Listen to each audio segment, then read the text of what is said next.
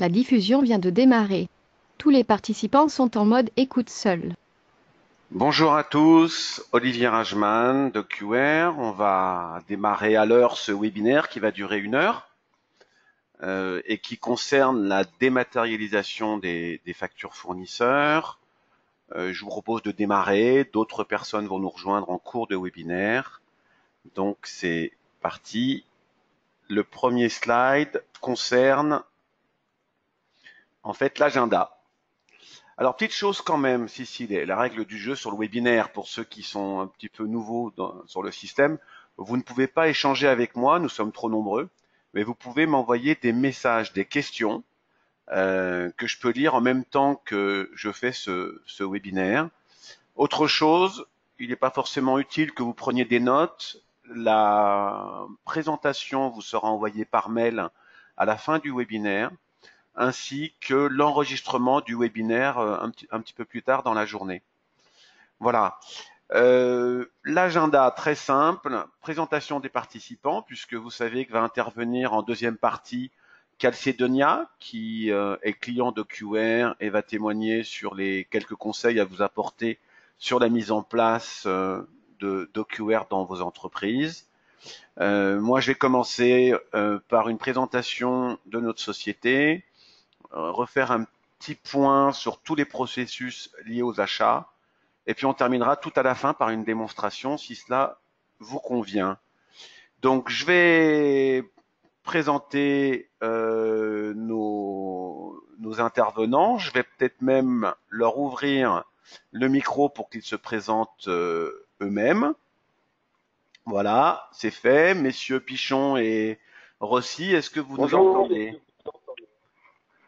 Absolument. Bonjour. Bonjour. Donc je suis donc Monsieur Rossi, le responsable comptable de Calzedonia, et nous avons travaillé en étroite collaboration avec Monsieur Pichon près de moi sur ce projet de dématérialisation des factures fournisseurs. Tout à fait. Et donc moi, Monsieur Pichon, je suis responsable du service informatique depuis 4 ans chez Calzedonia. Et voilà, on est là pour vous présenter ce beau projet.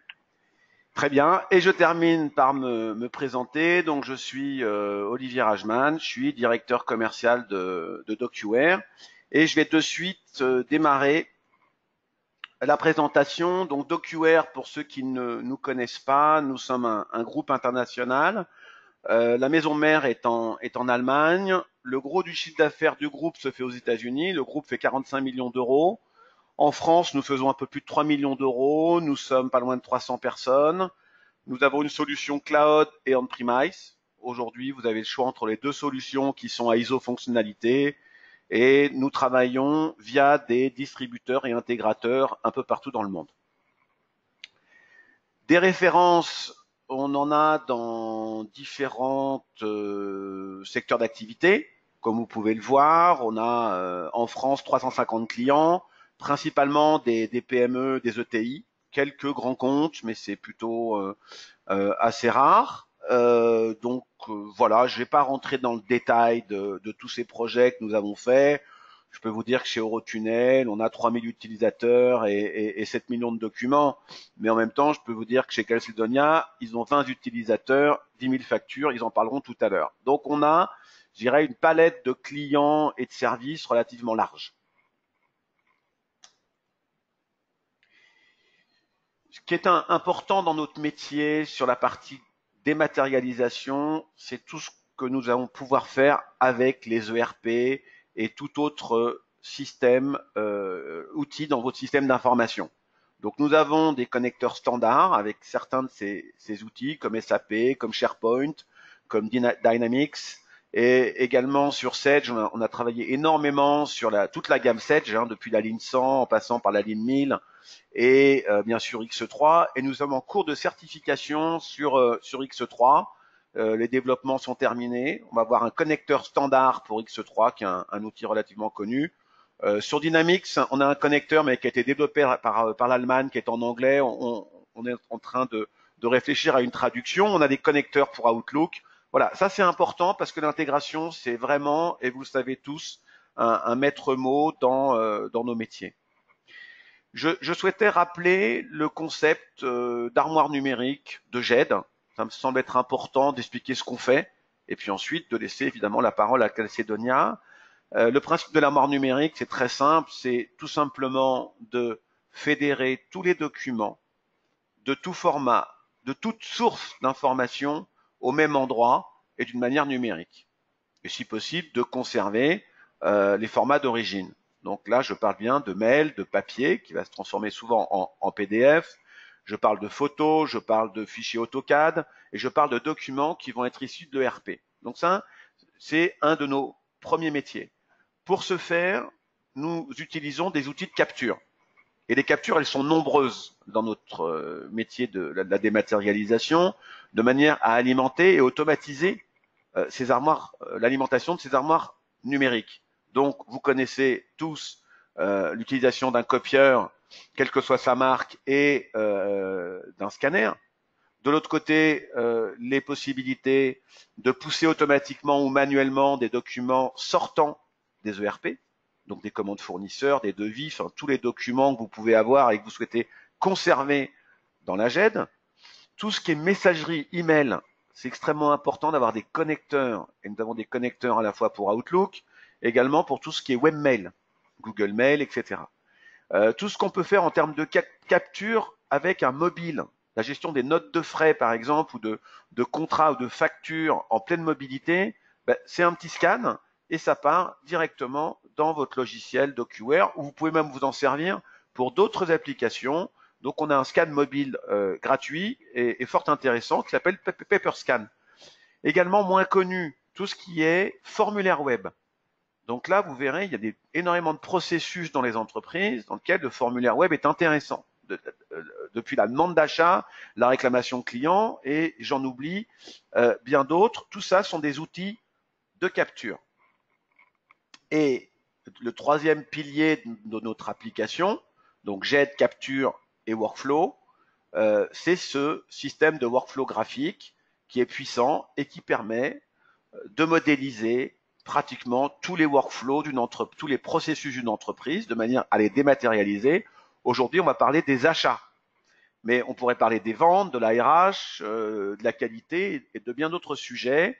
Donc, c'est un outil qui est puissant et surtout, c'est un outil qui communique parfaitement avec votre ERP. Là, je ne vais pas rentrer trop dans la technique aujourd'hui, mais on va pouvoir se connecter à vos bases de données. On va pouvoir faire des requêtes SQL pour appeler une information, un email dans le cadre d'un workflow. On va pouvoir se connecter directement aux bases de l'ERP, soit aux bases de production, comme on peut le faire avec certains, soit à des bases intermédiaires. Voilà, donc ça, c'est extrêmement important pour mettre en place des projets d'une manière relativement rapide et à moindre coût, d'avoir des simplicités, la facilité au niveau de l'intégration avec, encore une fois, et vous verrez, je vais me répéter plusieurs fois sur l'intégration avec les ERP parce que c'est un sujet majeur. Une vision intéressante, je pense, à partager avec vous, c'est comment on va vers la transition numérique, vers la digitalisation de vos entreprises. Souvent, le premier pas qui a été fait, c'est la numérisation au travers d'outils. Il y a pas mal de petits outils sur le marché ou pas d'outils du tout, de manière à simplement conserver ces documents dans des répertoires Windows, qui, je le signale, sont pas non plus très RGPD. Je ne vais pas rentrer dans le RGPD aujourd'hui. Il y a eu beaucoup de littérature sur le sujet, mais vous savez bien que la conservation des documents dans des répertoires Windows n'est pas forcément à même de bien protéger vos données, vos documents. La deuxième étape qu'on a vu arriver sur le marché il y a déjà une vingtaine d'années, c'est la gestion documentaire, dit la GED. Donc là, on a vu apparaître des outils de capture de manière à accélérer, à industrialiser dans des bases documentaires des outils de manière à pouvoir partager cette information, à l'archiver, éventuellement quelques intégrations avec les outils. Et puis la mobilité également est née un petit peu plus tard sur les mobiles. J'ai envie de dire aujourd'hui, le plus important et ce qui est attendu par vous tous et par nos prospects, clients, c'est évidemment l'automatisation des flux de travail, l'automatisation des processus, que ce soit sur le parcours client, sur la gestion des fournisseurs. de manière à automatiser un maximum de choses dans vos entreprises, gagner du temps, gagner en efficacité et bien sûr en productivité. Quand on parle de processus, on ne peut pas s'arrêter forcément aux services comptables et financiers. On va parler de services commerciaux, pas aujourd'hui, hein, mais on doit parler également de la dématérialisation des processus dans les services commerciaux, dans les services juridiques, dans la RH, la R&D, les achats. Et c'est un petit peu, je dirais, notre vision globale de la gestion des processus, sachant que, et là je vais sûrement vous rassurer, 80% des premiers projets avec DocuWare démarrent dans les services comptables et financiers. Puis après, il y a extension. Alors quand on parle de processus achat, évidemment, en premier lieu arrive le bon à payer. Hein, certains d'entre vous sont peut-être déjà équipés avec des outils. C'est là qu'on va trouver le ROI le plus fort. C'est là qu'on a une transversalité au niveau du projet permettant de porter la bonne parole, la dématérialisation dans l'ensemble des services. Donc ça, c'est intéressant parce que les chefs de service valident ces factures et tout d'un coup, vous faites rentrer la dématérialisation dans votre entreprise, j'ai envie de dire par la grande porte.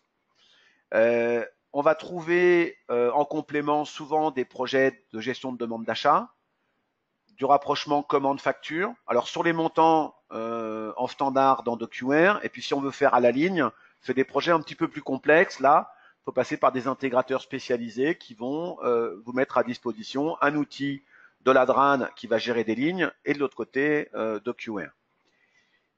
Tout ce qui est non-conformité, contentieux, anomalie, litige est assez mal géré dans les ERP. Et pourtant, c'est une partie intégrante de votre métier de devoir gérer aussi des litiges avec les fournisseurs.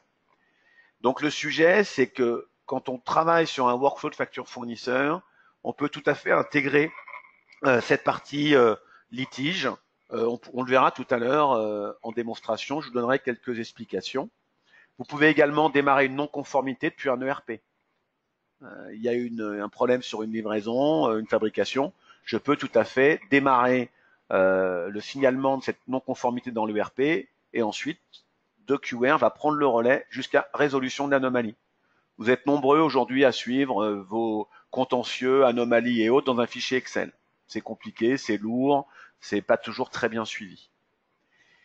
Automatisation et demande d'avoir, c'est des choses qu'on a eu à faire chez certains clients. La gestion des contrats fournisseurs, je vais m'arrêter 2 minutes là-dessus. On n'y pense pas assez. Là encore, c'est souvent suivi dans Excel. Les contrats se baladent un peu partout. Je vais juste vous poser une question. Est-ce que vous êtes capable de sortir vos engagements financiers par par nature de dépenses sur l'année 2018? Bon, pas toujours évident. Il faut bien tenir à jour tout ça. Eh bien, DocuWare, il est assez simple. C'est un contrat relativement simple avec des alertes sur les dates d'échéance pour pas se retrouver dans une tacite reconduction qu'on n'a pas forcément souhaité, pouvoir gérer le montant, la nature et sortir des statistiques très facilement autour de la gestion des contrats et surtout les centraliser dans une armoire numérique qui peut être évidemment tout à fait confidentielle avec une sécurité d'accès qu'on peut tout à fait paramétrer. Référencement d'un nouveau fournisseur. Donc c'est ce qu'on appelle le onboarding. Et le onboarding, on va le trouver pour la gestion des nouveaux clients, des nouveaux salariés. Donc ça, c'est un formulaire web et va s'en suivre un workflow pour la gestion du nouveau fournisseur qui va télécharger son RIB, son CABIS, etc., qui va remplir toutes les informations. Vous n'aurez pas à le faire et on peut venir alimenter l'ERP dans un deuxième temps. Voilà, facture fournisseur. Je vais accélérer un peu, je ne vais pas être trop en retard sur l'horaire, il est 9h44. Alors là, je vais vous donner un exemple effectivement de processus manuel et puis de processus avec DocuWare. Toujours intéressant de comparer comment c'était avant et où est-ce qu'on pourrait aller. Une facture qui arrive par mail de plus en plus souvent, vous allez l'imprimer, vous allez la saisir dans la comptabilité, vous allez ensuite la faire signer dans des parapheurs papier. S'il y a plusieurs signataires, c'est évidemment le parapheur qui se balade avec des temps assez longs, hein, puisque s'il y a une personne absente, le parapheur reste ou la facture reste sur le bureau. Vous allez la ranger évidemment dans un classeur et puis la scanner éventuellement dans les répertoires Windows. Donc là, on est dans ce qu'on appelle la rupture numérique à deux endroits, au niveau de l'impression et puis du rescan, et c'est une perte de temps colossale. Lorsque la facture fournisseur arrive par mail, on le verra tout à l'heure en démonstration, vous allez pouvoir de suite l'envoyer dans un bac entre guillemets intelligent qui va reconnaître les informations qui sont sur la facture, qu'on appelle intelligent indexing.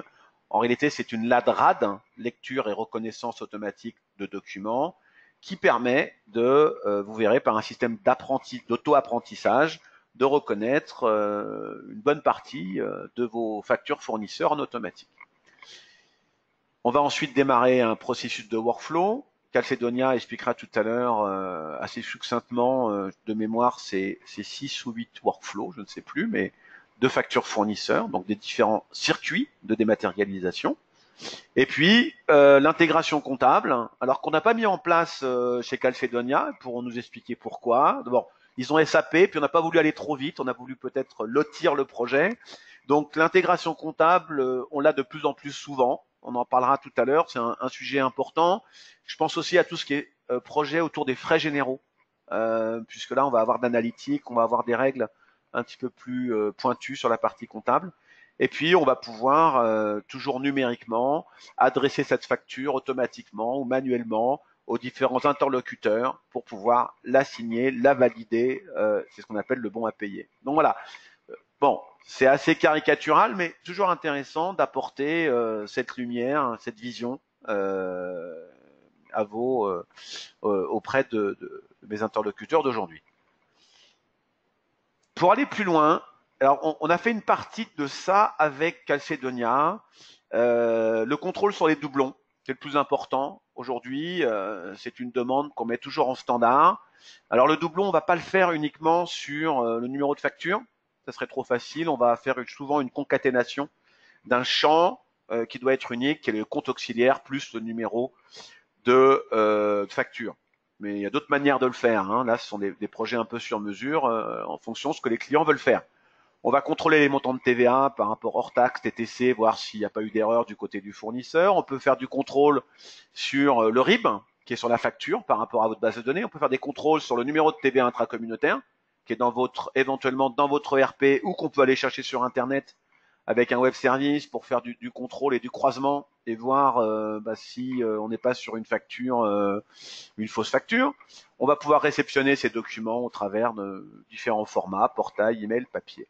On va gérer les contentieux, on va intégrer comptablement avec un formulaire. Alors, je suis un peu frustré aujourd'hui parce que j'ai pas la version du formulaire pour vous la présenter telle quelle.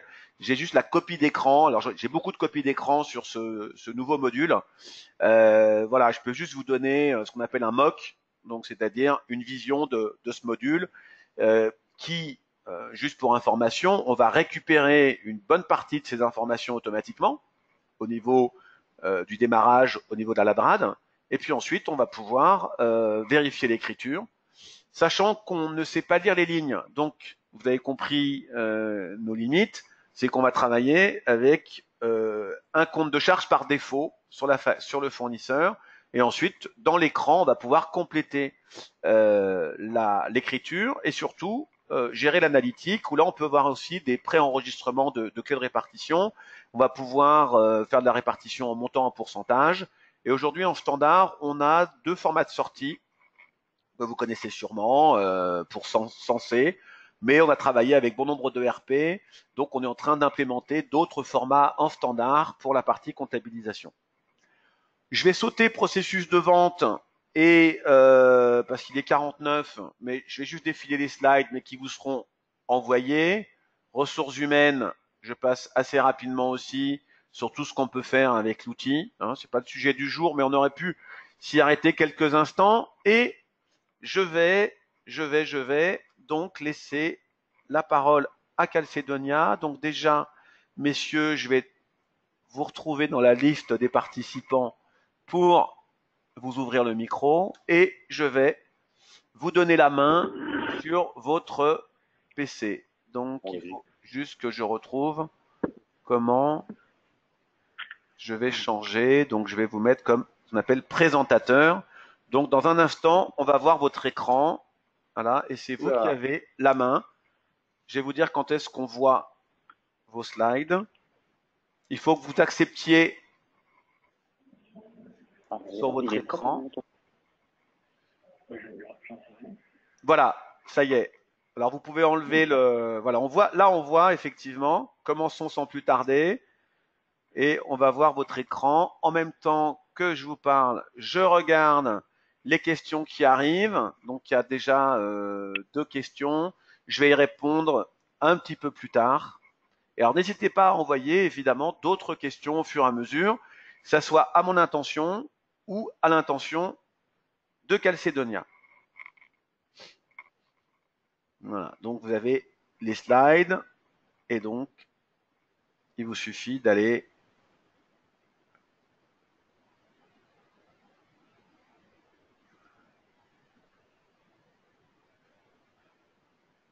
donc vous avez la chance, vous pouvez revisiter. Alors c'est l'ancienne version ça. Ça serait pas mal si vous preniez la nouvelle version. Bon, c'est pas très grave. C'est pas très grave. On arrive. Oui, il n'y a pas de souci. Mais je vous ai envoyé ce matin la toute dernière version. Bah, je vais en profiter pour répondre aux questions. Comme ça vous laisse le temps de vous préparer. Ouais. C'est du direct, hein, donc évidemment. Alors, une des premières questions, DocuWare ne fait-il pas le rapprochement entre commande et demande d'achat et la facture reçue avec une réception des marchandises ou services? Donc, oui, nous savons faire du rapprochement avec du 1 et N. D'accord? Donc, par exemple, une PO, plusieurs commandes, ou une commande, plusieurs BL, mais on saura le faire uniquement sur les montants. On ne saura pas le faire sur les lignes. Si on veut travailler sur les lignes, là, c'est forcément un de nos intégrateurs avec qui on peut vous mettre en relation pour travailler sur un projet un peu plus complexe de rapprochement à la ligne. Voilà. Calcédonia, pourquoi avoir choisi, là c'est pour vous messieurs, pourquoi avoir choisi le workflow commande BL facture dans DocuWare plutôt que celui de SAP? Donc ça, je vous laisserai répondre tout à l'heure. Alors, je prends la parole. Donc, je suis Monsieur Rossi, donc je prends la parole. En fait, le processus d'intégration dans SAP sera beaucoup plus lent dans la mesure où il va falloir discuter sur plus long terme avec la maison mère. Et l'intégrer dès le départ aurait demandé de dématérialiser les factures beaucoup plus tard. Or, nous, lorsqu'on vous décrira un petit peu quel était le périmètre du projet, on ne pouvait pas se permettre d'attendre encore 1 ou 2 ans le temps de discuter avec la maison mère pour avoir ce connecteur qui nous permettrait d'intégrer SAP. Voilà, on a répondu à la question. Je vous laisse défiler les slides. Il faut passer encore quelques slides. Changez votre paramètre d'affichage également. Voilà. Changez le paramètre d'affichage, comme ça on verra l'écran en grand chez vous. C'est en haut paramètre d'affichage, parce que sinon on voit vos 2 slides. Ah, vous voyez ça, vous? Oui. Donc en fait, si vous cliquez sur paramètre d'affichage, vous allez pouvoir vous mettre sur un seul slide. Et voilà. Et donc là, vous pouvez le mettre en grand. Alors s'il y a d'autres questions, je peux meubler. Hein. N'hésitez pas à envoyer vos questions. Voilà, bon, on y est. C'est parti. C'est bon pour vous, là? Ah, non, c'est revenu avec les 2 slides.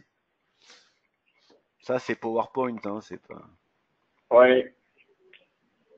Effectivement, les paramètres. Et là, c'est bon? C'est parfait, vous bougez plus. À vous la parole. Parce qu'on avait un vidéoprojecteur. Voilà. Ah, c'est le vidéoprojecteur qui Ouais. faisait ça, d'accord.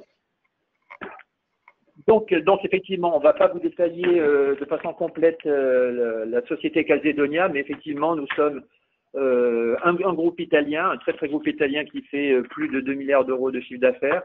Nous sommes spécialisés dans les collants, les bas, la lingerie. Ceux qui ont la télévision ont pu voir quelques publicités, notamment sur Calzedonia ou la marque Intimissimi, une 3e qui est en train d'arriver actuellement.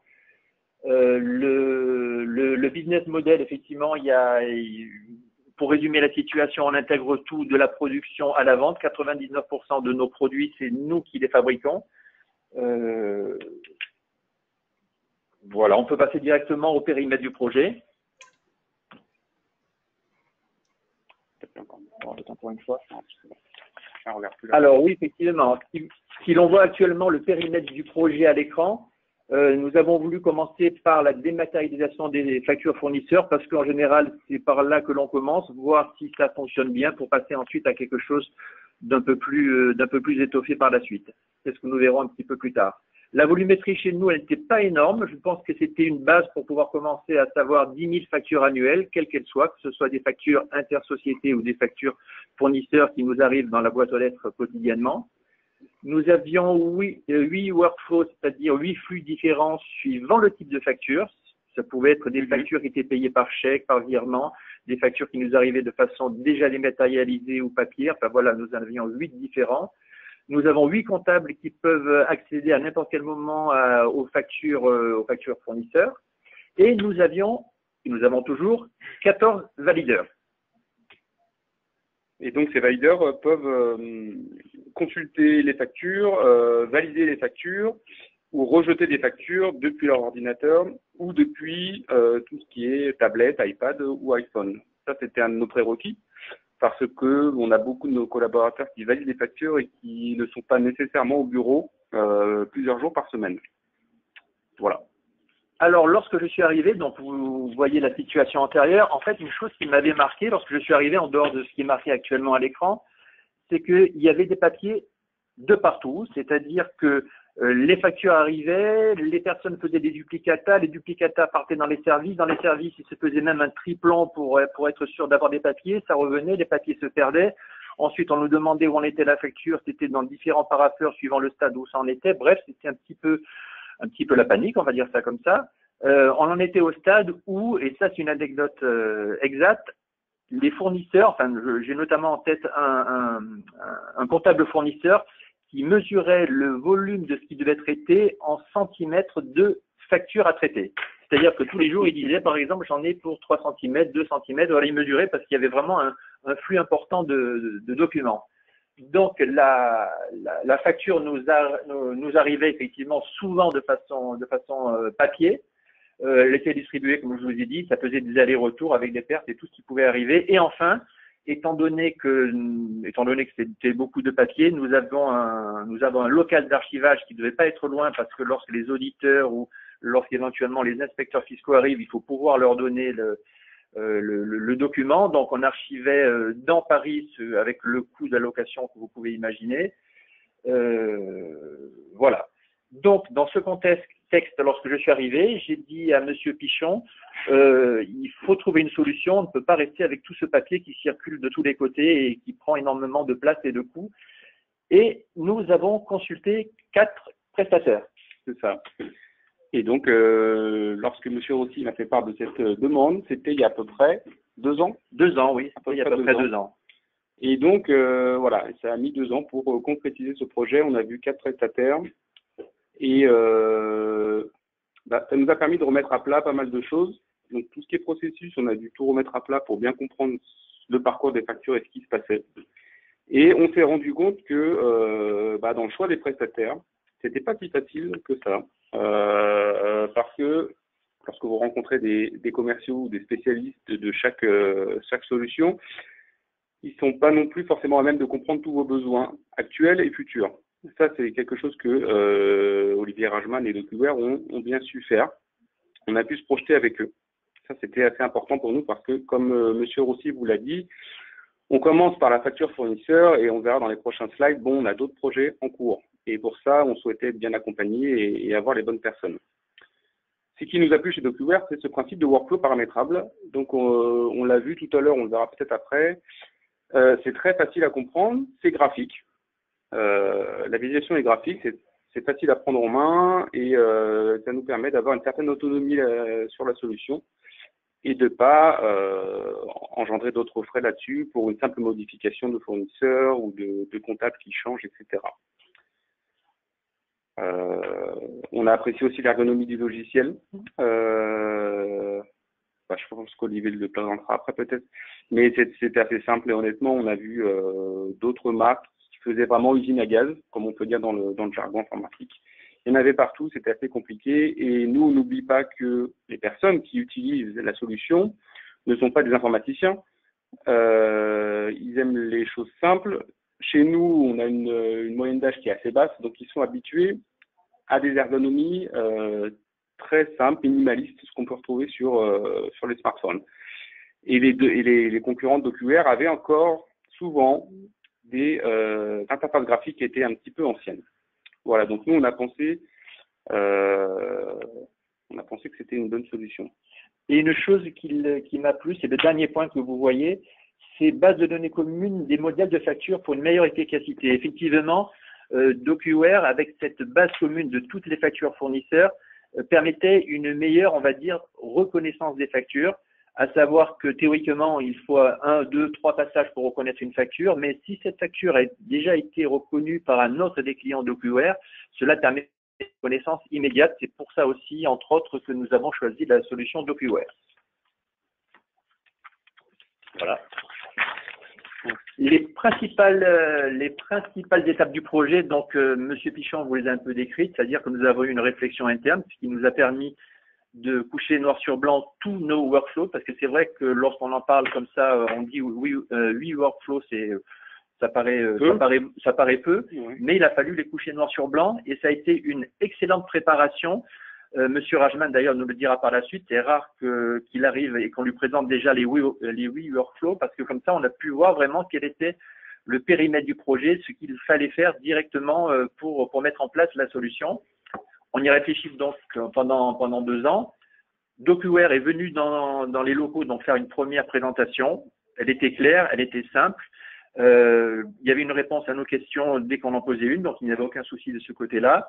Plus tard, on a reçu une estimation budgétaire qui correspondait au budget que nous étions fixés avec la direction. Pour la direction, nous sommes venus faire une présentation globale afin que tout le monde puisse voir quel sera ensuite le projet. Cette présentation globale a débouché sur un POC, une Proof of Concept. Bref, pour résumer la situation, excusez pour mon anglais, c'est simplement une démonstration que l'on a pu utiliser pendant quelques temps. Et nous avons ensuite basculé directement sur ce qu'on appelle un Go Live.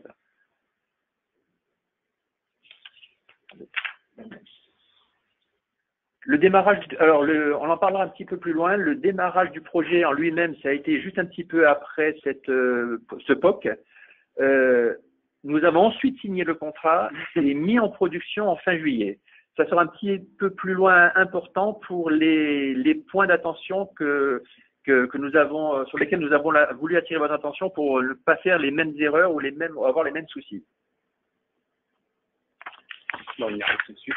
Donc, la présentation du projet, c'était très important de sensibiliser les équipes. C'est-à-dire que les équipes, on les a pas mis devant le fait accompli à la fin en disant voilà, il y a le projet, ça va démarrer, vous n'avez pas le choix. On les a sensibilisés depuis le départ, ne serait-ce que pour qu'ils nous aident à réfléchir sur ce projet. Parce que au quotidien, même si je suis responsable comptable, les personnes qui sont au quotidien en contact avec la facture papier qui vont devoir emmener dans tous les services, ce sont vraiment les collaborateurs. Donc, il a fallu vraiment travailler en amont avec les collaborateurs.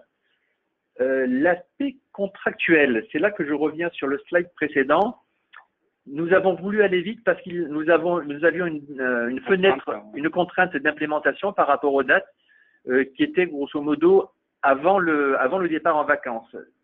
De ce fait, nous avons démarré et signé le contrat un petit peu plus loin, ce qui nous a posé des soucis, notamment en raison de l'aspect RGPD, où le service juridique a mis son bémol un petit peu de tous les côtés parce que la RGPD venait d'entrer en vigueur. Il a fallu vérifier énormément de points et donc il y a eu pas mal de soucis de ce côté-là. Donc c'est vrai que s'il y a un point sur lequel vraiment il faut attirer votre attention, c'est signer le contrat avant la mise en production, quoi qu'il arrive.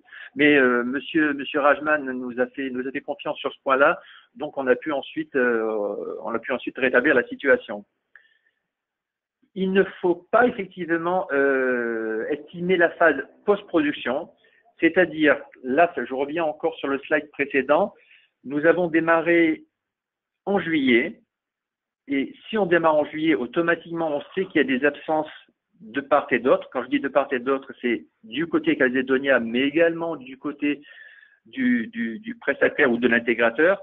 Donc, il faut s'assurer évidemment de la disponibilité des équipes au sein de votre entreprise, mais également au sein de l'équipe intégratrice, à savoir est-ce que la hotline sera là, est-ce que la hotline qui correspond à votre langue, parce que la hotline est en Allemagne, est-ce qu'elle sera bien là? Bref, nous étions obligés de démarrer à cette période-là, mais si c'était à refaire, tant pis, on prendrait un petit peu de retard, mais on démarrerait à une époque où on est sûr que tout le monde est disponible juste après le Go Live. Ça paraît simple de dire ça, mais c'est très très important et c'est vrai que là, nous avons essuyé quelques petits soucis. Qui sont rentrés dans l'ordre depuis. Oui, qui sont rentrés dans l'ordre, effectivement. Mais c'est pour rassurer les gens. Oui, absolument, qui sont rentrés dans l'ordre. Mais voilà, pendant la période d'été, parce que donc on les étions en plein mois d'août lorsqu'on démarrait sur le projet, ça a été un petit peu compliqué avec nos équipes, notamment qui n'étaient pas forcément présentes systématiquement, et puis effectivement de temps en temps un petit peu du côté de la hotline. Oui, Monsieur Rossi, moi je vous rejoins entièrement sur ce sujet-là. En fait, pour expliquer à nos interlocuteurs, c'est qu'on a mis en production fin juillet et le consultant qui a mis en production le projet est parti en vacances. Et Calcedonia s'est retrouvé en face du support, alors qu'il parle anglais, français, espagnol, allemand, mais qui ne connaissait pas le projet du client. Et ne pas connaître le projet du client, on ne peut pas l'accompagner en phase post-production. Donc cette partie accompagnement, elle a manqué. Je pense on est tous un peu responsables et c'est bien d'être transparent avec vous tous. Si ça serait à refaire, on aurait peut-être insisté pour décaler ou avancer, mais c'était difficile, cette phase de démarrage pour que le consultant, au moins pendant, on va dire 1 ou 2 mois, soit effectivement disponible pour accompagner, répondre aux questions, voire même être sur site, comme c'est le cas aujourd'hui avec Laurent, pour mieux accompagner les clients une fois passé cette étape énorme, importante, qui est la mise en production. Voilà, je vous redonne la parole. Tout à fait, c'est tout à fait ça, effectivement. Il faut s'assurer de la présence du consultant qui a pu installer ça, parce que c'est lui qui connaît le projet, qui vient d'installer. Et même si l'équipe support, effectivement, est très disponible, elle n'est pas au fait du projet qui vient tout juste d'être implémenté. Le point suivant, c'est se calquer sur les impératifs métiers. C'est vrai que nous avons pris l'option, et a priori c'est la bonne, pour l'instant de ne rien bousculer, à savoir de refaire exactement ce qui était en place au niveau physique par rapport au flux de circulation des papiers. Parce que mettre en place une GED et en même temps tout bousculer les habitudes, à savoir dire maintenant on ne fait plus comme ça, c'est plus cette personne-là qui va valider de cette façon, etc. Je pense que ça aurait été assez bouleversant, on va dire un petit peu pour tout le monde, aussi bien pour les comptables que pour les personnes qui sont les valideurs, donc qui ont chacun leur métier, que ce soit la partie technique, la partie juridique, etc. Donc dans l'immédiat, nous avons exactement calqué les process qui existaient. Et il est sûr et certain que par la suite, on va pouvoir, maintenant qu'on a un petit peu de recul, améliorer tous ces process. Vas-y. Tu peux commencer. Pour la collaboration, ouais. Oui, l'aspect collaboration. Roch peut en parler peut-être plus que moi. C'est lui qui a lancé le projet de vouloir dématérialiser ses factures. Et on s'est trouvé comme un bon binôme sur l'aspect métier et l'aspect technique. Et on s'est rendu compte que c'était hyper important parce qu'il faut quand même mettre la solution en place derrière. Et comme Roch vous l'a dit, c'est un petit projet, entre guillemets, mais c'est un projet qui bouscule beaucoup d'habitudes. Et beaucoup de gens n'ont pas du tout la vision de ce que va être la manière de travailler avec un outil comme ça. Du coup, il faut les sensibiliser et il faut bien comprendre, moi je parle d'un point de vue informatique, il faut bien comprendre le processus, les processus de chaque projet. Et ce que je dis toujours de manière informatique, et là je parle encore pour moi, c'est que je fais de l'informatique appliquée à l'entreprise, et c'est-à-dire appliquée aux besoins. Et voilà, nous on s'est rendu compte à la fin du projet qu'on avait bien bossé ensemble et que cette partie-là était quand même importante. Parce que quand vous avez une équipe porteur du projet qui ne s'entend pas forcément bien ou qui ne se comprend pas bien, ça peut ne pas avancer aussi vite que ça. Voilà. Et je confirme ce que M. Bichon a dit, effectivement, l'entente entre la finance et l'IT est primordiale. Les bénéfices constatés, donc vous pouvez les imaginer, parce que M. Rajman vous en a notamment un petit peu parlé. Il s'agit évidemment d'un gain de temps dans le traitement des factures, visibilité, c'est-à-dire que n'importe qui, aussi bien les valideurs que les comptables, savent où en est la facture. Est-ce qu'elle en est au stade de l'enregistrement? Est-ce qu'elle a déjà été payée? Ils peuvent le savoir à n'importe quel moment, c'est-à-dire qu'avant, ils prenaient leur téléphone, ils se déplaçaient, ils venaient voir le service comptable pour savoir qu'est-ce qu'il en était de la facture, et maintenant, à partir de leur PC, de leur tablette ou de leur smartphone, ils peuvent savoir où en est, à quel stade en est la facture. La fluidité et la rationalisation des processus, donc ça on en a parlé plusieurs fois, c'est évident, mais c'est très bien. La réduction des tâches à faible valeur ajoutée, parce qu'effectivement, se déplacer sans arrêt avec du papier d'un service à l'autre, ce n'était pas très avec une valeur ajoutée très sensible. Donc ça, du coup, ça a été complètement réduit. Et la réduction des coûts de papier de stockage. Là, je fais un petit aparté, à savoir que nous avions la possibilité de dématérialiser de A à Z les factures, c'est-à-dire de jeter même l'original. Mais par rapport à notre volume de papier, notamment de factures fournisseurs, il n'était pas pour l'instant souhaitable d'avoir ce coût supplémentaire qui nous permettait de détruire définitivement l'original papier qui nous est parvenu. Donc nous avons choisi l'option simplement de le conserver dans un bac que l'on va stocker en périphérie de Paris pour un coût moindre. Mais c'est vrai qu'à partir d'un volume un peu plus important, il serait souhaitable de dématérialiser définitivement ces factures. Un petit mot sur la sécurisation du stockage. On a beaucoup hésité durant toute la période de réflexion à partir sur une version DocuWare installée sur nos serveurs en interne ou sur la version cloud. En fin de compte, on a choisi la version cloud. Pour quelle raison? On se rend compte que le cloud a beaucoup évolué ces dernières années, et notamment en matière de sécurité. On a des grands acteurs comme Amazon, par exemple, ou Microsoft, qui sont des spécialistes là-dessus, qui ont les équipes, qui ont les ressources pour s'occuper de tout ce qui est sécurisation. Donc, on a voulu tenter l'expérience sur le cloud, et aussi pour cette raison-là, et également pour la raison de déploiement. Parce que ça se fait très vite. En fait, vous ouvrez une instance DocuWare comme vous ouvrez un compte Google. Vous vous connectez, vous rentrez vos identifiants et après, votre compte est ouvert.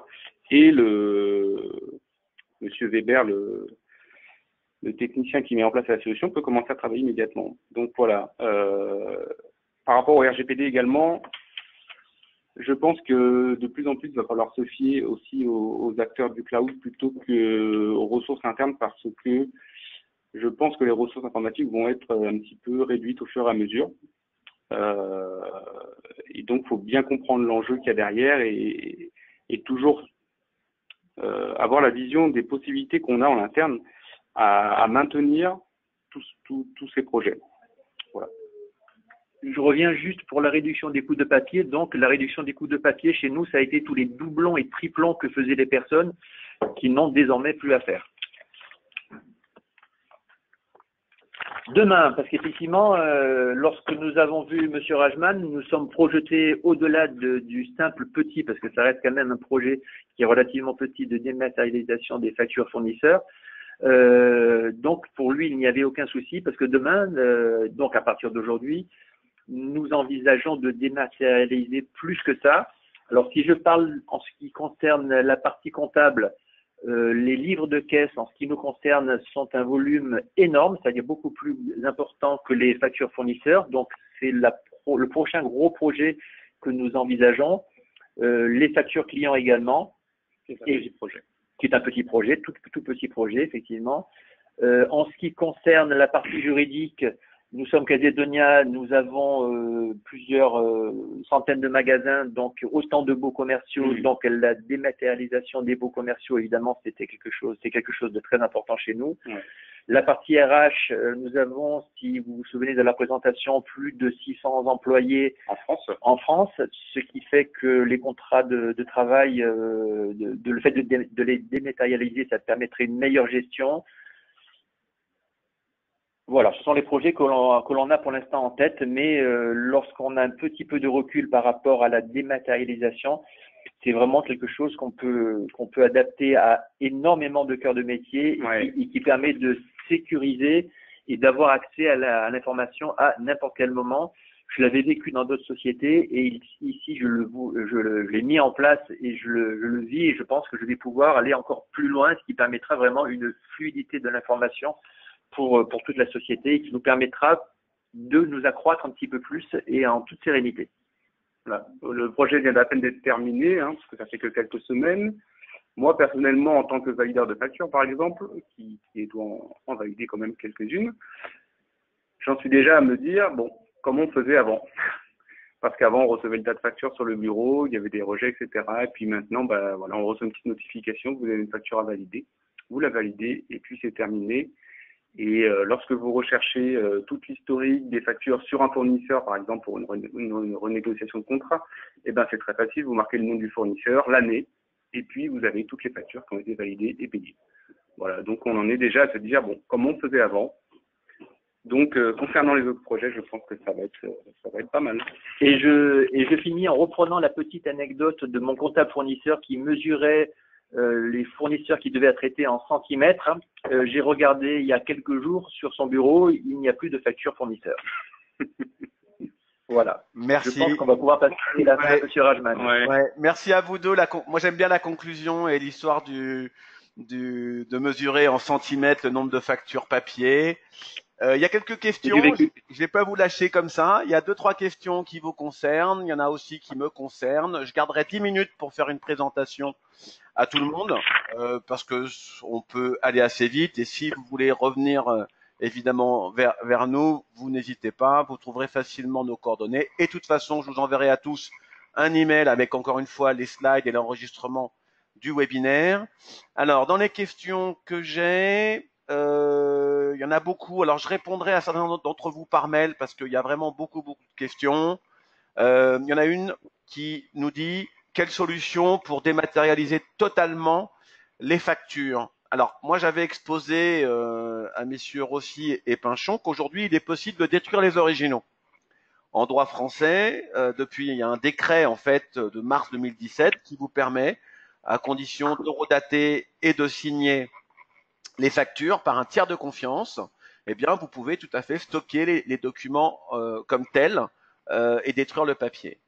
Il faut également connaître la règle de la réception d'une facture par mail. Là, l'original n'est plus le papier, mais la facture en tant que telle. Vous n'avez pas besoin de l'imprimer et vous pouvez la conserver telle qu'elle dans votre système, à condition de pouvoir produire une piste d'audit fiable qui est en fait la mise en relation de cette facture avec le bon de commande, le BL, etc. Donc là, de plus en plus, on se rapproche vers le numérique.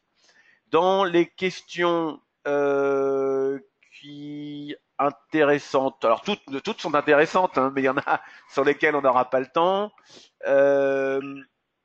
À propos des SAP, est-ce que vous utilisez les avis de paiement SAP? Sont-ils désormais envoyés en version électronique? Monsieur Alors, les avis de paiement, oui, les avis de paiement, chez nous, ils étaient déjà envoyés de façon électronique. C'est-à-dire que avant la solution DocuWare, ils étaient déjà envoyés de façon électronique, c'est-à-dire que dès qu'un avis de paiement est généré, les personnes, pour peu qu'elles nous aient renseigné au niveau de l'adresse email, elles reçoivent automatiquement l'avis de paiement avec le détail de ce qui est réglé. Voilà, sachant que on a fait pour un client qui s'appelle Embraer, on a fait aussi depuis DocuWare l'avertissement de l'avis de paiement depuis DocuWare aux fournisseurs. Donc c'est des choses qu'on peut automatiser par mail directement aussi à partir de DocuWare si votre ERP le permet pas. Il y a une autre question sur SAP. Est-ce que DocuWare fonctionnera avec SAP d'ici quelques années? Ça c'est alors là, difficile. Hein. Alors moi, oui, c'est plutôt une question pour vous, Monsieur Rajman, mais moi je n'ai aucun souci là-dessus déjà parce que je sais que ça fonctionne très très bien. D'autant plus que c'est une société allemande, donc je pense qu'entre sociétés allemandes, je pense qu'elles doivent se parler Alors, et être sans arrêt en communication. Moi, je n'ai aucun souci là-dessus. Ouais. Oh, bon, en réalité, vous avez bien compris, c'est la maison mère en Italie qui gère SAP. Et ça, Absolument. on a effectivement bon nombre d'exemples où nous avons équipé la filiale. Quelquefois, on arrive à contacter la maison mère pour les équiper en DocuWare, et là, le projet devient beaucoup plus important. Hein, on a travaillé au niveau monde avec la société Haribo que vous connaissez. On est également dans plusieurs pays chez Ikea. Donc là, ce sont des projets d'une autre ampleur. Après, faut-il centraliser ou faut-il décentraliser les projets dans les filiales? C'est un autre sujet. Mais quand on touche à SAP, ça ne peut être qu'un projet provenant de la maison mère. Oui. Et à titre indicatif, c'est vrai que la France, nous sommes un petit peu le fer de lance de pas mal de projets. Nous avançons énormément sur pas mal de projets, donc ils nous regardent vraiment à la loupe. Et ça fait partie des choses que l'on pourra effectivement transférer ou à d'autres filiales ou à la maison mère. Voilà. Mais voilà, ça, c'est un travail de plus longue haleine que de mettre en place le projet. C'est pour ça que nous avons voulu mettre en place le projet et ensuite travailler sur cette intégration automatique dans SAP. Voilà. Une question là qui me concerne plus directement. On me parle de Quadra chez Cegid. Je pourrais vous parler d'Y2, je pourrais vous parler de Business Place. Je connais bien tous les ERP. Je viens de ce monde-là.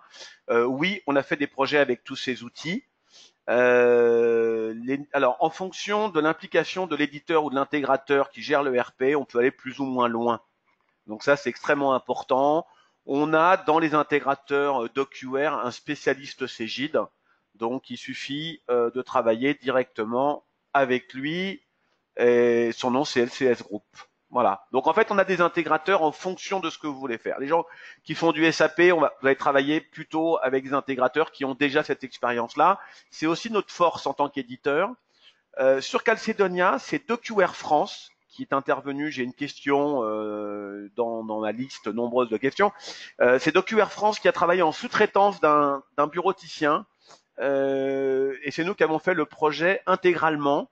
C'est un projet qui a été très rapide parce que ça c'est important et vous l'avez dit tout à l'heure, Monsieur Rossi, parce que les workflows avaient été réfléchis et pensés au préalable. Donc on est arrivé, c'est très rare, avec un cahier des charges finalisé. Souvent les clients demandent à ce qu'on les assiste et on prend le temps de travailler et de décider et d'arbitrer sur les workflows. Là en l'occurrence, on est arrivé, c'était à faire. On a fait un POC, on a montré un ou deux workflows. Et puis derrière, le projet il s'est fait en un mois parce qu'il n'y avait plus qu'à paramétrer les workflows, à former et à accompagner. D'ailleurs, on n'a pas assez accompagné, on l'a vu, c'est un projet qui aurait peut-être dû durer plutôt 2 mois qu'un mois pour pouvoir mettre tout ça en perspective. On a fait une petite intégration, ça c'est intéressant, sur les comptes comptables. Donc dans le processus de Calcedonia, vous ne pouvez pas démarrer un workflow s'il n'y a pas le compte comptable auxiliaire n'existe pas dans la comptabilité. Alors pour ça, on n'est pas allé taper dans les bases SAP. On a juste récupéré et Monsieur Pichon nous a mis à disposition un fichier externe des comptes auxiliaires permettant de regarder et de contrôler avant de démarrer le workflow si le compte auxiliaire existe. Donc ça, c'est de l'intégration relativement simple. Quand on fait des intégrations plus lourdes, évidemment, le projet dure un peu plus longtemps. Le mot de la fin, messieurs, et puis je vais reprendre l'écran et j'aurai 5-10 minutes pour faire rapidement une petite présentation. Le mot de la fin? Oui, pour vous, côté à Calcedonia, c'est vous les vedettes, hein, c'est pas moi aujourd'hui. Ah bon, moi, j'ai beaucoup aimé mon mot de la fin, c'est mon petit comptable fournisseur qui n'a plus rien sur le bureau. Non, le mot de la fin, ça sera vraiment aller plus loin dans la dématérialisation, de façon à ne plus avoir des papiers qui traînent de tous les côtés et avoir un gain, notamment en productivité. Parce que lorsque nous sommes vraiment en forte croissance actuellement, pour absorber la forte croissance, il faut vraiment que les flux soient beaucoup plus rapides et, je me répète, mais beaucoup plus fluides. Donc, aller plus loin dans la dématérialisation, absolument. Ouais, non, c'est la grosse tendance et ça nécessite pas mal de rigueur dans la mise en place. Voilà, on a eu quelques couacs, mais maintenant on n'en parle plus. On est toujours très content et on a d'autres projets, mais ça demande de la mise en place et mais après, voilà, on se demande vraiment comment on faisait avant, tout simplement. Absolument. Voilà, ça enlève des tâches sans valeur ajoutée au quotidien, ce qui nous permet de nous recentrer sur notre cœur de métier en fin de compte. Voilà. Très bien, merci beaucoup. Je reprends la main. Vous pouvez tout à fait quitter la session, messieurs. Encore merci, c'était vraiment intéressant. Merci à vous pour votre invitation. Je vous en prie, et rejoindre Laurent Weber pour gérer les petits sujets du jour. Voilà, merci encore. Merci, au revoir. Au revoir. Alors, je reprends la main. Vous voyez normalement mon écran. une petite démonstration de logiciel parce qu'on peut pas vous laisser partir sans faire une démonstration de quelques minutes. Vous avez ici l'ergonomie du produit, hein, donc c'est un outil qui est entièrement qui est full web. Vous avez la recherche pour rechercher des documents dans les armoires. Donc ça, vous connaissez peut-être sûrement le principe, hein, c'est que vous tapez en fait les différents index de la société, sachant que ce champ peut pointer directement sur une base externe. Donc, vous voyez, elle est ouverte, mais ça peut être directement lié, je le disais tout à l'heure, à une base externe. Sinon, bah, vous tapez les premières lettres, et puis vous demandez le type de document, et puis vous recherchez. Et document, vous retrouvez le ou les factures que vous pouvez afficher dans ce qu'on appelle une visionneuse. Donc, cette visionneuse, elle peut gérer plus de 200 formats. Donc, c'est pour ça que vous pouvez interroger absolument tous ces documents, et pas seulement les PDF, depuis un mobile. Donc on a on a un module mobilité assez intéressant qui permet également de valider les factures. Voilà, ça c'était la recherche. Les tâches, c'est le workflow. Les dossiers, c'est pour les nostalgiques de Windows, sachant qu'on a aussi une virtualisation Windows. Vous voulez travailler par société, eh bien vous cliquez sur le répertoire société, vous retrouvez le type de document et de la même manière, vous pouvez ouvrir votre document. Mais l'intérêt par rapport à Windows, c'est que vous pouvez travailler par projet, par année, par type de document. Vous pouvez travailler, je dirais, dans une arborescence que vous pouvez construire vous-même. Venons-en au workflow de facture fournisseur. Vous avez ici un bac, vous avez un bac intelligent. On peut avoir plusieurs bacs dans DocuWare, ça correspond à la bannette virtuelle en fait. Hein. Je vais aller chercher une autre facture. Ici par exemple, j'en ai pas, Storage Expert. Et je vais rajouter une facture qui arrive par mail. Donc ça, c'est important. Et la petite couleur nous donne une indication sur le niveau de reconnaissance de la facture. Alors cette ladrade, on n'est pas allé la chercher à l'extérieur. C'est un outil développé par DocuWare, un outil qu'on appelle de machine learning, donc qui fait de l'auto-apprentissage et qui est également, les modèles, quelque part, sont partagés par l'ensemble des utilisateurs au niveau mondial. On travaille même en plusieurs langues sur les factures pour pouvoir à terme avoir une reconnaissance, un pourcentage de reconnaissance relativement fort. Ici, juste, on a un connecteur pour Outlook, d'autres connecteurs. On peut mettre des règles de gestion très différentes en fonction des documents que vous voulez stocker. Là, on va tout simplement envoyer cette facture dans le bac. Quelque chose d'extrêmement simple. Vous choisissez le mail, donc la facture, et vous allez voir cette facture, elle est déjà là, elle est déjà dans le bac et elle est en train d'être reconnue puisque en première page, on a le PDF et en deuxième page, on conserve le corps du mail. Donc quand je vous disais tout à l'heure, eh bien, il n'y a pas de rupture numérique, c'est tout à fait le cas puisque là, on va même commencer par cette facture qu'on va stocker et comme vous pouvez le voir, eh bien, les champs sont en partie reconnus. Hein, là, il nous manque quelques champs et après, on peut faire de l'auto-apprentissage, on peut cliquer sur les champs pour récupérer des informations complémentaires. Et puis, on va ici, on peut tout à fait aussi, c'est une des solutions qu'on propose. Alors, le plan comptable n'est pas branché, mais on peut tout à fait mettre à ce niveau-là un compte comptable général par défaut qui me permet d'accélérer après la génération des écritures comptables. Et la facture disparaît. Quand la facture est verte, c'est tout à fait bon signe. Donc, ça vous permet presque les yeux fermés de valider la facture. Vous voyez qu'en jaune à droite ici, quand vous vous positionnez sur un champ, vous avez directement le montant ou le numéro de facture qui se met différentes couleurs. Je rajoute qu'on sait gérer plusieurs taux de TVA. Donc ici, ce sont des factures pour mon jeu de démonstration sans TVA, mais parce que je fais une démonstration extrêmement rapide. Une fois qu'on a récupéré tous ces documents, on se retrouve dans les tâches. Donc dans les tâches, c'est relativement simple. Vous voyez, c'est intuitif. Il y a très peu de formation pour les utilisateurs qui vont valider des documents et les rechercher, parce que c'est réellement ergonomique. C'est Calcedonia qui le dit et pas forcément moi-même. Bon, alors ici, vous voyez, vous avez un formulaire paramétrable et vous dites bon ben je veux envoyer cette facture à 2 services. Ça peut être des personnes également. Alors l'intérêt de DocuWare, c'est le paramétrage, hein. C'est-à-dire qu'on peut avoir tous les cas de figure. Et puis là, j'ai un petit bouton GL Coding que je peux ouvrir pour finaliser mon écriture comptable. Donc là, vous allez voir une vieille version.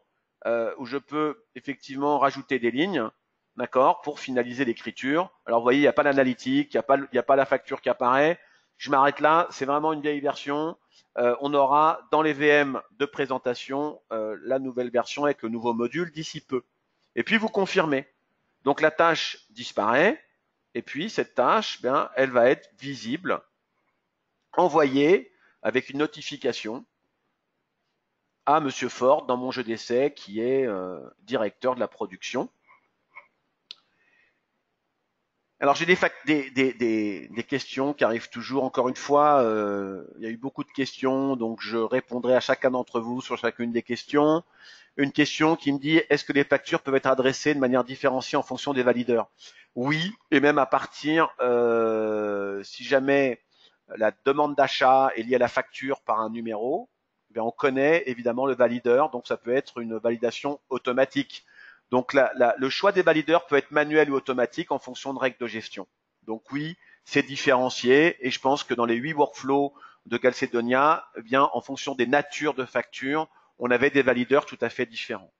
Donc vous retrouvez ici un email, je dirais entièrement paramétrable, où vous pouvez accéder à la facture directement, donc une notification, ou encore mieux, vous accédez à l'ensemble des tâches en cliquant ici, qui vous permet d'accéder à toutes les tâches que vous pouvez avoir en tant que valideur, justement. Vous allez voir qu'il y a déjà sur la facture, elle est ici, un tampon qui s'est mis automatiquement, sachant qu'on peut également utiliser les tampons ici en haut à droite. Donc vous avez deux manières. Soit vous souhaitez, par exemple, poser votre tampon directement là où vous souhaitez, soit vous passez par le formulaire et le tampon sera mis automatiquement. Donc vous voyez qu'ici, on peut choisir l'une ou l'autre des options. On peut avoir autant d'options que l'on veut dans le workflow. Et là, rappelez-vous, au tout début de ma présentation, je vous disais, mais on peut gérer les litiges, les contentieux, etc. Eh bien, à ce niveau-là, si je mets la raison du rejet et que je l'ai dans une liste fermée, eh bien, automatiquement, on va déclencher un workflow pour avertir le service comptable, le service technique, le service logistique et bien d'autres qu'il y a un problème sur cette facture et qu'on doit la traiter au travers d'une tâche. Donc ça, c'est une valeur ajoutée pour aller au bout du processus de facture comptable. J'ai une question qui arrive, donc je vais juste finir mon workflow. Donc là, en l'occurrence, je vais le valider. Alors là aussi, on va trouver des règles assez simples sur le montant. Ici, comme je suis à 8 000 euros, je suis au-delà de 5 000 euros, ça va me demander une deuxième signature, etc., etc. Et après, ça revient au service comptable. Voilà. Donc, on peut retourner à la compta, mais je crois que tout le monde a compris le principe. Là, c'était vraiment une idée de l'ergonomie, de ce qu'on pouvait faire et de la puissance de l'outil. Je passe les intégrations avec ERP, je passe pas mal de choses. Si quand même, je voulais vous montrer ça. Ça, c'est notre petit bouton magique qu'on met dans les ERP. Ça marche pas avec tous, mais avec 80-90%. Vous voyez, je me retrouve sur une fiche client et là, j'ai un petit bouton. Il n'y a pas de développement. Donc, si je clique sur ce bouton contact, qui est un bouton DocuWare, le système va directement, en fait, me donner accès à tous les documents de ce contact. Et ça veut dire que je peux ouvrir uniquement la facture depuis un journal comptable. Et là, on va utiliser soit ce module standard, qui est un connecteur universel, soit on va faire un petit développement avec votre intégrateur pour vous donner la possibilité. Et c'est ce qu'on a fait avec X3 pour rendre standard cette partie accès à l'information depuis l'ERP, qui est réellement important et un must pour les utilisateurs. On parlait tout à l'heure d'accompagnement au changement. Eh bien, il vous faut proposer cette fonctionnalité à vos utilisateurs. Et là, tout simplement, je peux ouvrir le bon de livraison. D'accord, je peux ouvrir, donc il va apparaître ici de suite. Et puis, je ne l'ai pas montré tout à l'heure, mais il y a beaucoup de fonctionnalités dans DocuWare. Je peux tout à fait ouvrir une deuxième fenêtre, c'est-à-dire que vous ouvrez avec DocuWare autant de fenêtres que vous le souhaitez, autant de documents que vous le souhaitez. Voilà. Je vais m'arrêter là. Je vais répondre aux dernières questions. Y a-t-il est-ce qu'on peut analyser les lignes pour affecter les différents comptes comptables? En standard, non. Encore faut-il analyser si vous avez beaucoup de factures avec plusieurs comptes de charge. Si c'est le cas, faut faire un projet un peu plus coûteux, un peu plus important. Vous savez, en informatique, on dit souvent que le dernier kilomètre est cher. Et donc, là-dessus, quand on fait des projets standards comme cela, on est sur des coûts tout à fait modérés avec des implémentations rapides. Dès qu'on va commencer à complexifier et mettre et avec des demandes fortes, et on comprend très bien qu'il y a des clients qui ont des demandes fortes, à ce moment-là, on a des projets un peu plus longs. Donc en standard, non, mais on a déjà travaillé sur ces sujets d'intégration à la ligne. La solution Paperscan était agréée par l'administration fiscale pour s'exonérer des originaux. C'est une très bonne question parce que j'ai fait un webinaire le 9 octobre, il y a 2 jours, sur la signature numérique. Je vous invite à aller sur la chaîne YouTube, ça sera publié dans quelques jours. Et vous avez raison, alors Paperscan, non, n'est pas agréé. La question aussi, c'est comment on pourrait l'agréer. Donc, on va regarder ça. Il y a quand même des prérequis sur la partie jeter le papier. En particulier, il faut horodater et il faut signer, il faut le document par un tiers de confiance. Donc, on sait le faire avec un de nos partenaires. Donc, on pourrait le mettre en place dès à présent. Méfiez-vous des coûts aujourd'hui sur la destruction du papier. Aujourd'hui, on est à 7 centimes la facture avec un peu de volume. Il faut que ces coûts baissent parce que ça a toujours un coût de mise en place. Donc, ça va dépendre en réalité des volumes que vous avez. Mais on va vers ça, vous avez raison. On va vers le zéro papier. Encore faut-il ne pas griller toutes les étapes. J'ai dépassé largement l'horaire. Je vous remercie de votre disponibilité. Très bonne journée à tous. Et n'hésitez pas à revenir vers nous avec des questions, des projets. Et je remercie au passage la DFCG, complètement oublié de les remercier, qui nous a aidé à organiser et qui a communiqué, relayé ce webinaire qui a pris place aujourd'hui. Merci à vous. Très bonne journée. Au revoir.